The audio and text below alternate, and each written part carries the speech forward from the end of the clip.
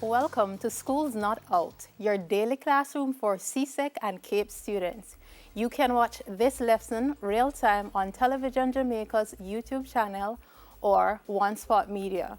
We are also live on Music 99 and GoJamaica.com.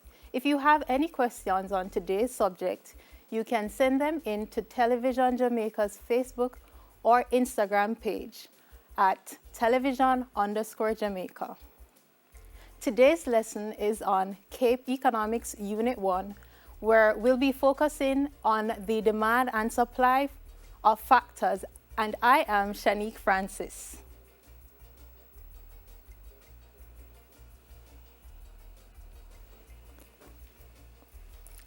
Our objectives for today include outlining the factors of production and their rewards, as well as the marginal productivity theory. We will also look at applying the marginal productivity theory for land and labor. We will also look at explaining the backward bending supply curve and also to understand some tips for answering multiple choice questions.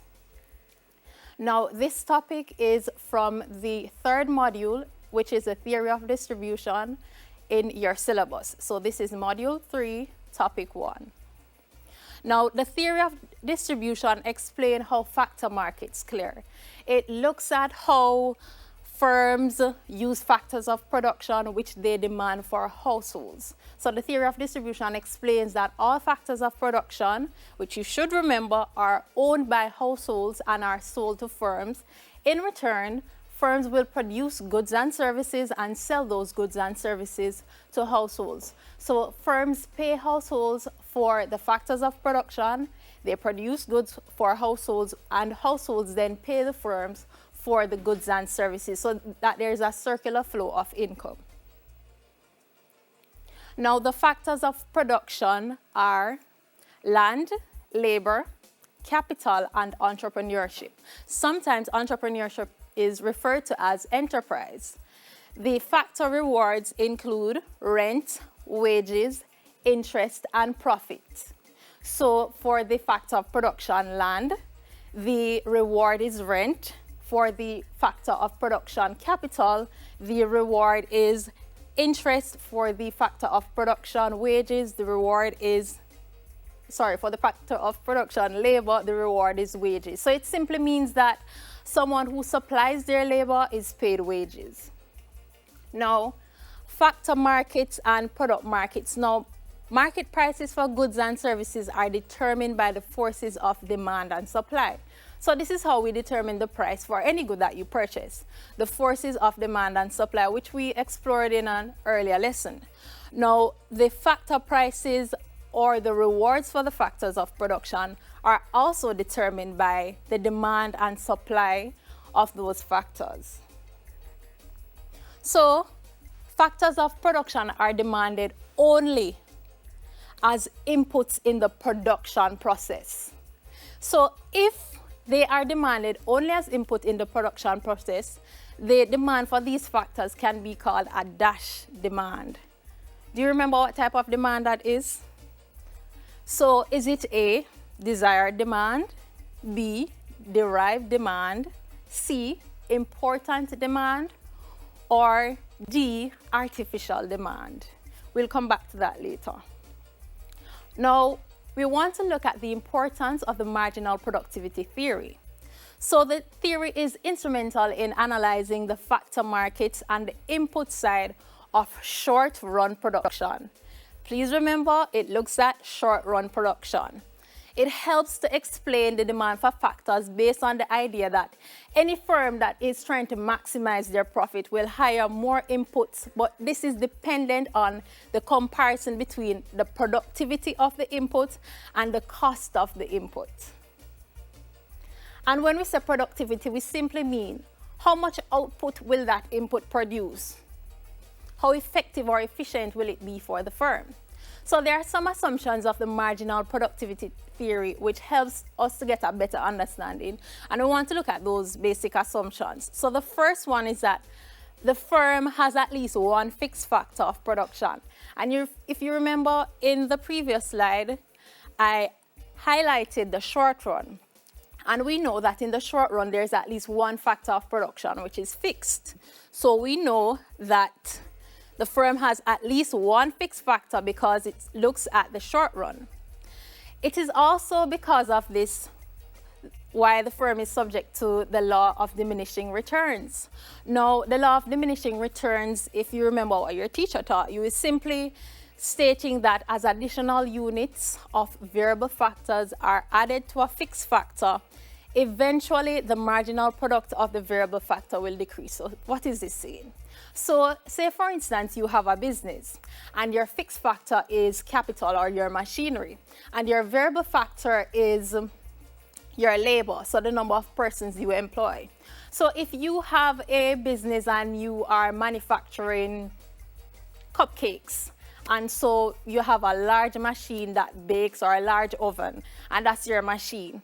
Now, if you have one oven, one industrial oven that helps you to produce cupcakes, and you have one worker, that one worker may be able to produce 50 cupcakes. If you continue to add more and more workers and you do not increase your stock, your capital stock, meaning you still have the one oven, eventually the workers will get into each other's way and subsequent workers will not be as productive.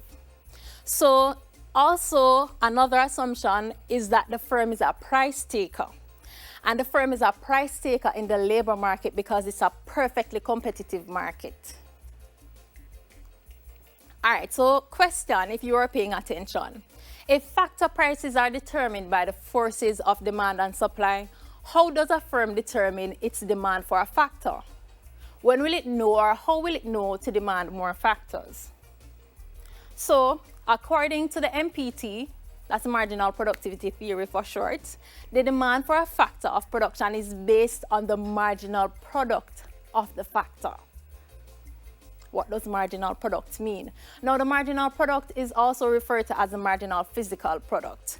So it simply looks at, in the case where we're looking at the variable factor to be labor, the marginal physical product of labor is any extra output produced by an additional worker.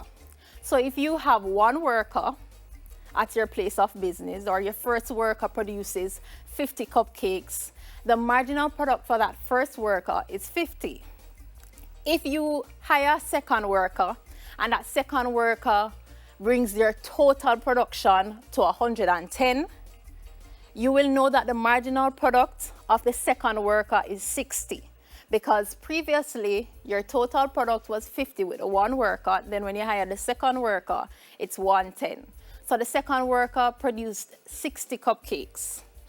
Okay, so fill in the blank quickly.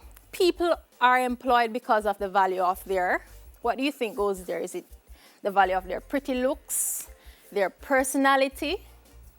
Let us see what the next slide says. So people are employed because of the value of their output. So it's not about, how well you look, how well you dress, but it's actually for the business that's trying to make a profit. How much output can you produce? Because at the end of the day, the output that you produce for the business will be sold, and that will bring them revenue when they sell the products. So that's what the business is looking at. So a business is usually willing to pay a higher price for an output, for an input that is more productive and contributes more to output. So the business will pay higher wages to a worker if the worker is more productive and will produce more output, because the worker who produces more output will bring more revenues to the firm.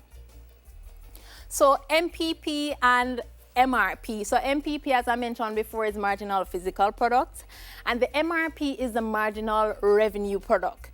Now, in calculating MRP, you would multiply the MPP by the MR, the marginal revenue. The marginal revenue is also price. Now, you would have explored these concepts in module 2.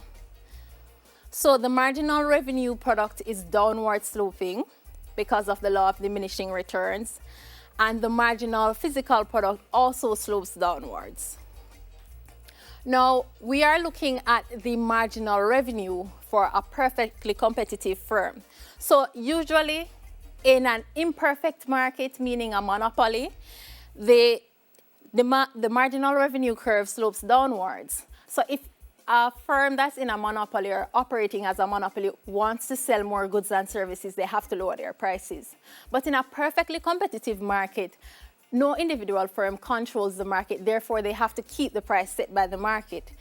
And that's for the goods and services market. The same idea applies for a perfectly competitive market for labor. So if there's a perfectly competitive market, the wage rates will remain the same. And also, the marginal revenue will remain the same because the firm has no control over the price of the good. So the firm has to use whatever price that the market is working with. So the marginal revenue product, I completed this table for you. So looking at this table, we can see the different units of labor, 1, 2, 3, 4, 5 to 6. And it looks also at the total product that is produced and the marginal product and the price. So we see that price remains constant. So it means then that the previous slide is true, where price is fixed at $5. It doesn't matter how many units of good the firm produces or how many units of labor it employs. So when using the formula that we just mentioned, MRP times price, we can calculate the marginal revenue product. And that's really telling you the value of what each additional worker is producing. So we'll notice that when the first worker is employed, the MPP is 12. All other workers will have a diminishing marginal return. So the MPP decreases. And we notice that the MRP also decreases. So as I mentioned before, the marginal physical product of labor curve is downward sloping, and also the marginal revenue product of labor. So how do firms determine the amount of labor input that they employ? With a downward sloping MRP curve and a downward sloping MPP curve. Now, to determine the number of units of labor to employ, a firm will compare the MRP, which is the marginal revenue product, to the marginal resource cost.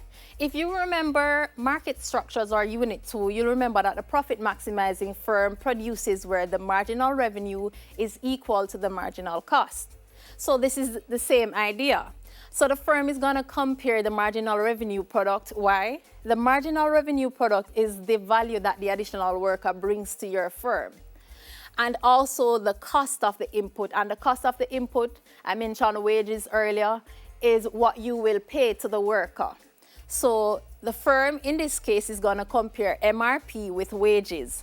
So if the MRP is greater or equal to the MRC, which is the marginal resource cost, then the firm should employ the additional worker.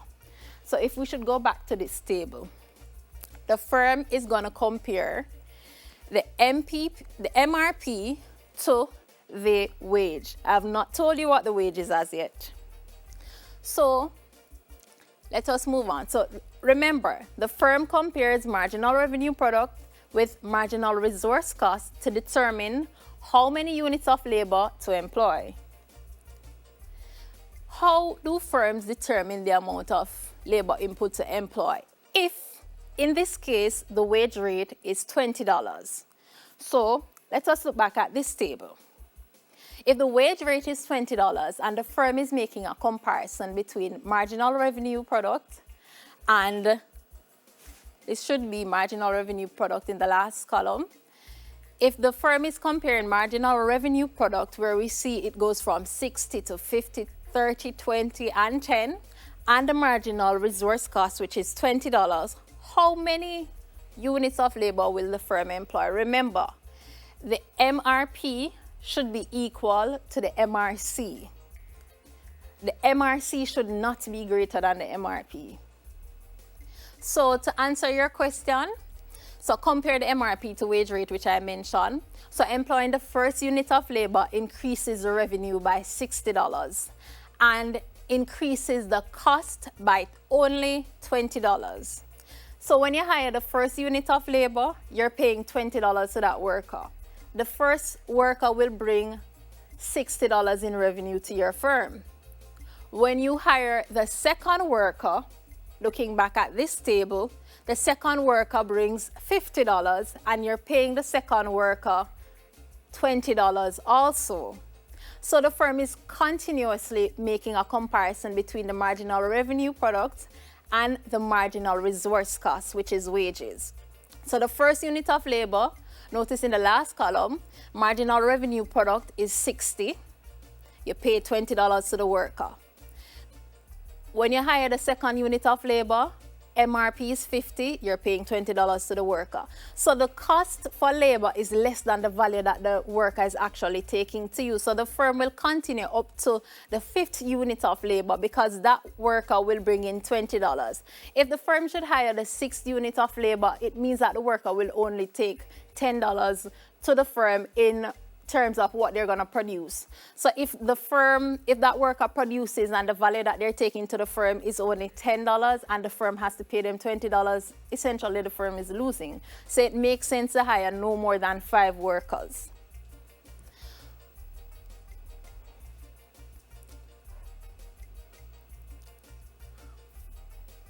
All right, so we've gone through these already. All right, so in the goods market, profits are maximized. Just as a reminder, where the marginal cost of an extra unit of good produced is equal to the marginal revenue from selling it. In the labor market, the firm tries to equate the marginal cost of labor with the marginal revenue of labor. All right, so notice graphically, we will see I made a change to this table where the first worker would have brought in 60 and the second worker would have brought in terms of marginal revenue product, the second worker would have brought in 70. Notice that after the second worker, the law of diminishing marginal return sets in. So each worker after the second worker brings in less marginal revenue for the firm. So initially it increased from 60 to 70 and then it started to decline. So this is why the shape of the marginal revenue product curve is, it goes up and then it starts to slope downward. And we notice that the wage rate is fixed. And graphically, we can also make a determination as it relates to the number of units that the firm employs. We see where the marginal revenue product curve crosses the marginal cost or the wage rate at 5 units or 5 units of labor. So this is just confirmation about what we said before. So we can see it graphically or we can work it out in the table. So if the worker adds more to the firm's revenue than its cost, the firm will increase. The firm's profit will increase and it's worth having that worker.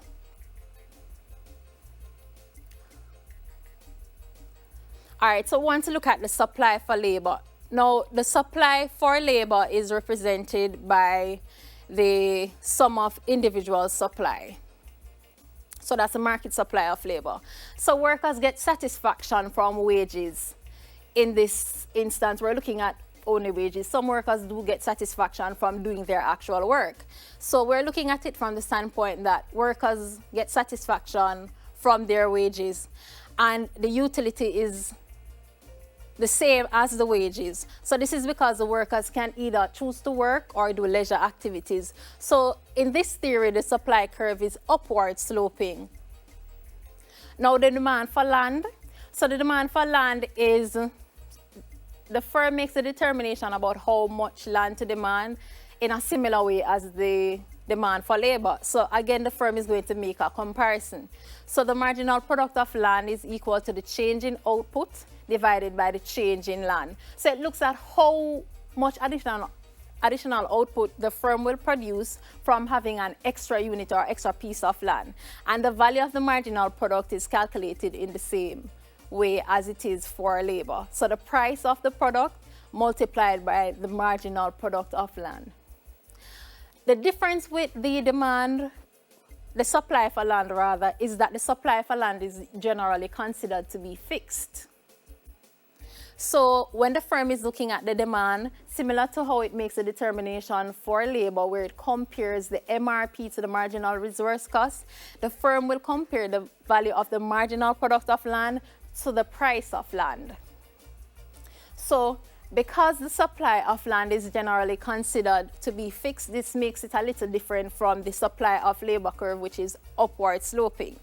And we know that land includes all the natural resources, and we can't go and create more natural resources, so that's why it's generally considered to be fixed. However, technology can improve how much output we get from land. So if you consider a country like Trinidad that produces oil, if they have more advanced technology, they can be able to extract more oil or discover more oil reserves so that they can produce more. That's the only way, because that's a natural product. So the limitations of the marginal productivity theory. So the marginal productivity theory simplifies things for us to understand, but it does have some limitation. So one of the limitations is that it is virtually impossible to know beforehand the marginal physical product of service workers, right? So workers who are not actually producing goods, how do you know beforehand how productive those workers will be, right? Or other members of staff. So for a business that has administrative staff, how do you calculate the marginal revenue product of those workers to know if it's worthwhile for you to employ more of those workers? So the MRP theory also assumes that the other factors of production will remain unchanged, and what varies is labor. Now, some firms actually use capital in place of labor. So this will be more difficult to make a determination as it relates to measuring the MPP and the MRP, because firms might not be hiring more workers, they might just be using more machines. Limitations continued. So it assumes a perfect labor market, when in reality we know that the labor market is not perfect. It's subject to imperfections. So the labor market, there is no freedom of entry and exit, and there is also labor immobility. And if you recall, labor immobility can be categorized in two ways. There is occupational mobility and there's geographical mobility. So because of occupational mobility, someone who is employed as a doctor cannot just get up tomorrow and say, okay, I think I want to be a mechanic. I'm going to go to a firm that does motor vehicle repairs, or engineers, because they didn't study for that. So there is immobility in that sense. And then there's also geographical immobility. It's not a case where people can just leave one country and go to the other and just continue their profession as they were without restrictions, unless there is some agreement between those countries that labor can move around freely. Also, another limitation of this theory is the backward bending supply curve. Now, the backward bending supply curve does not go in accordance with what this theory says. So according to the backward bending supply curve, at higher wage rates, workers typically choose to work less hours. Remember, I mentioned before that according to this theory, the supply curve slopes upwards just like a regular supply curve. So as wages increase, according to the MPT theory, workers are more willing to work. But in reality, there's a backward bending supply curve. Why? A worker is going to consider the fact that if, say for instance, you're working for 5 hours at your job, your goal for the week is to work $10,000, right? And if you're working for 5 hours at your job and your goal is to work $10,000, right? You'll make that goal if your wage rate is $200. Now, what if the wage rate doubles or triples? You don't need to work 5 hours to make your goal. You can work less hours. You can choose to continue to work more hours if you want money, if you want additional money. But what if you don't want more money? You just want the set goal that you have in mind. So if you are paid a higher wage rate, you don't work more hours, you work less hours, because you will make that amount of money in less time. So that is why the supply curve is backward bending, because workers will make a determination to use the additional hours that they would have worked to do some leisure activities, spend more family time, get in some more exercise. They don't need to work as hard at higher wage rates. Now, we want to look at some tips for answering multiple choice questions. And these tips are important because, as you know, for those preparing for CXC, that is the CAPE and CSEC exams, there is a proposal to change it to a multiple choice, or to focus more on multiple choice questions and your SBAs. So if we are going to move forward with this multiple choice question, just try to develop a strategy that will be effective for you. So first of all, when you're doing multiple choice questions, it's good to answer the questions first in your mind. Before you write anything on the paper, read the question and see if you can figure out the answer first in your mind, especially if it's not a question where you have to actually calculate anything. So think about the question, read the question carefully, consider the options A, B, C, D, E, and say, okay, you know, what do I think the answer for this question is? Next, you're going to eliminate the wrong answers. When you're eliminating the wrong answers, you're removing your distractions, so you're taking away things that are definitely not correct. Your next step or next thing to consider is, what is the best option? So maybe when you are reviewing your multiple choice questions, there's at least one or two responses that you know it's definitely not this. So you remove those two and you're left with the distractor and the correct answer. So you're going to select the best option from those four, or the better option from the two. Read every single option. So don't just read the question and say, okay, read the first option and you think that I know the answer, it's this one, let me select it. Make sure to read every single option. Sometimes the questions are designed for critical thinking and it just might be tricky and throw you off, so try to read all questions. So don't get thrown off by that. If you are answering questions, try to answer the questions that you know first. So if you are struggling with any question, just move on and then you will come back to that question.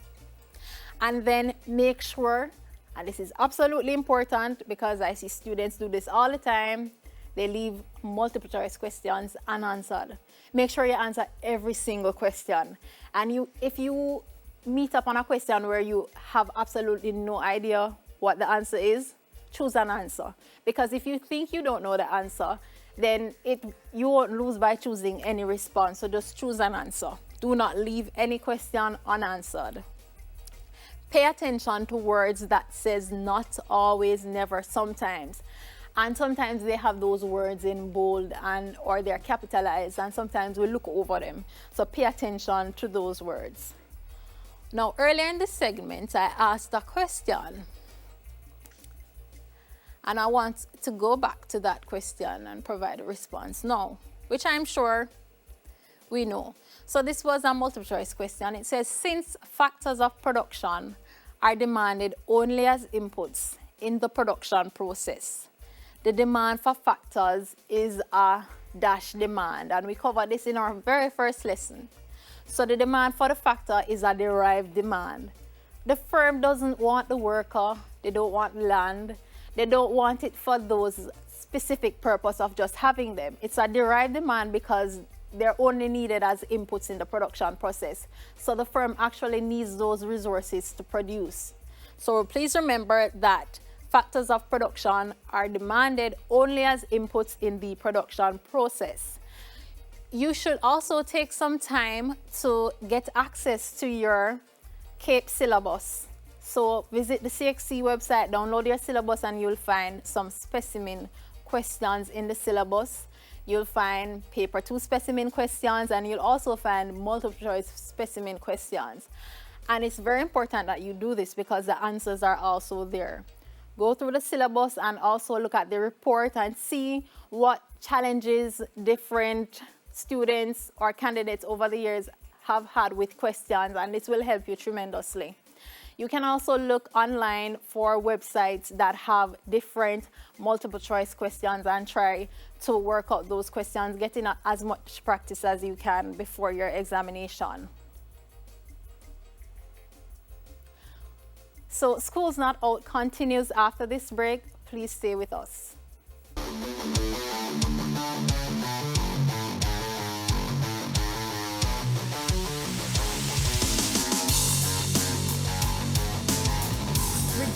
risk of viral illnesses like the flu and coronavirus. Wash your hands frequently with soap and water.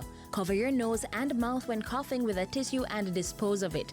Avoid close contact with anyone with the cold or flu-like symptoms. If you become ill, please visit your doctor or the nearest health center and share your travel history. The flu and coronavirus can kill. Let's protect each other.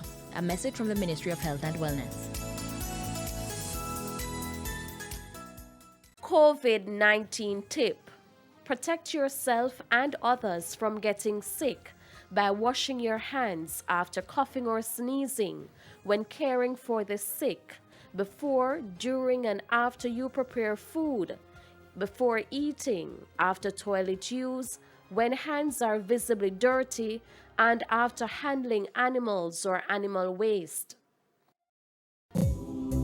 The Ministry of Education, Youth and Information, along with TVJ, present Schools Not Out, CSEC and CAPE lessons live Mondays to Fridays from 9 a.m. to 12 noon, with weekly Schools Not Out tutorial sessions on Saturdays from 1 p.m. to 4 p.m. Schools Not Out, live CSEC and CAPE lessons here on TVJ. Reduce your risk of viral illnesses like the flu and coronavirus. Wash your hands frequently with soap and water. Cover your nose and mouth when coughing with a tissue and dispose of it. Avoid close contact with anyone with the cold or flu-like symptoms. If you become ill, please visit your doctor or the nearest health center and share your travel history. The flu and coronavirus can kill. Let's protect each other. A message from the Ministry of Health and Wellness. COVID-19 tip.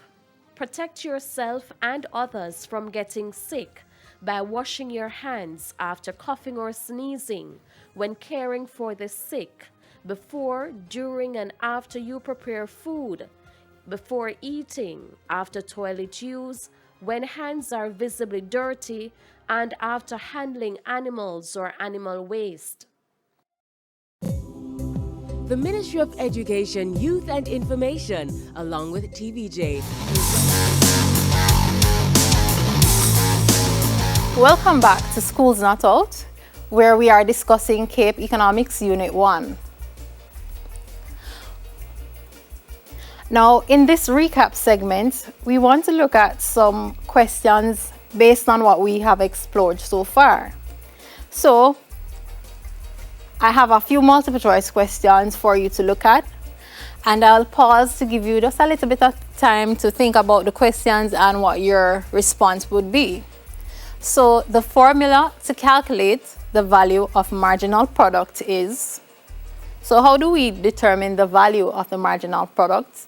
That is the output produced by the additional worker, or the marginal revenue product.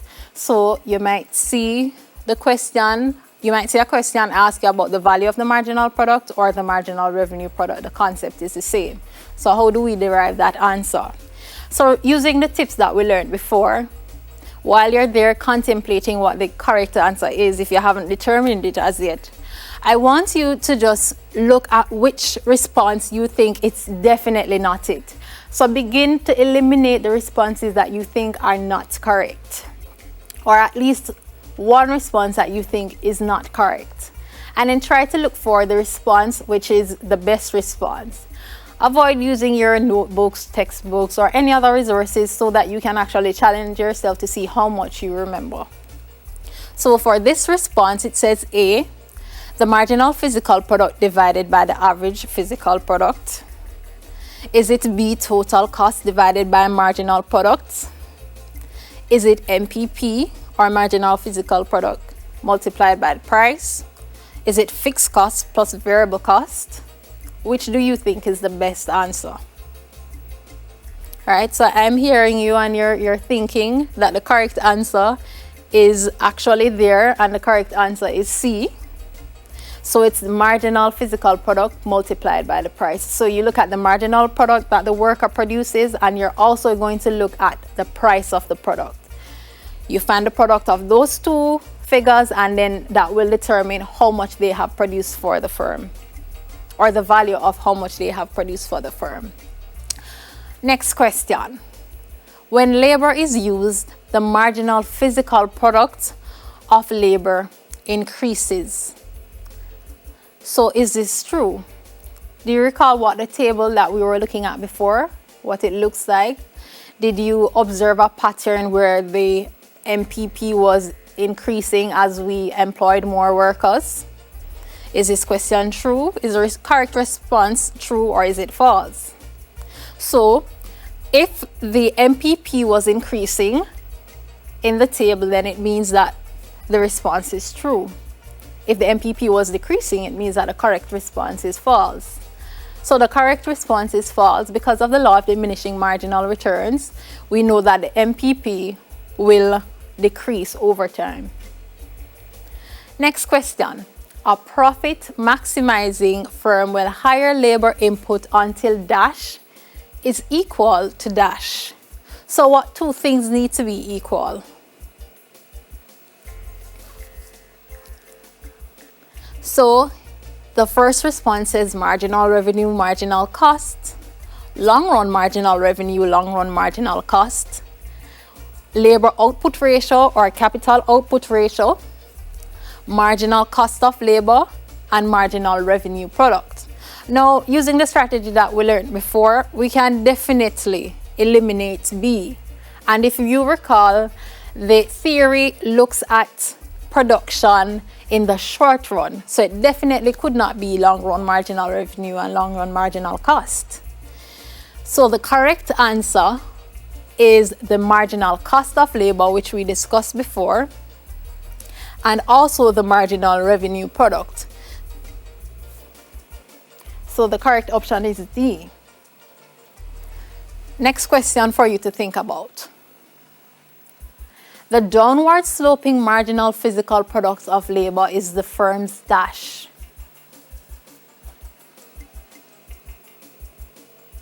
So is the downward sloping MPP curve the firm's supply of labor curve? Is it the short run demand curve for labor? Is it the marginal cost of labor curve? Or is it the marginal revenue product curve? So for a firm, the marginal revenue product curve is also the demand curve. Next question that we're going to work out on the board. Want to calculate the marginal physical product, if you remember. So we find marginal physical product by looking at the change in output. So in this column, we have labor input. So it's the same table that you just saw. So we have labor employed. So we have 0 units of labor, 1, 2, 3, 4, 5, 6. The first unit of labor produces 25.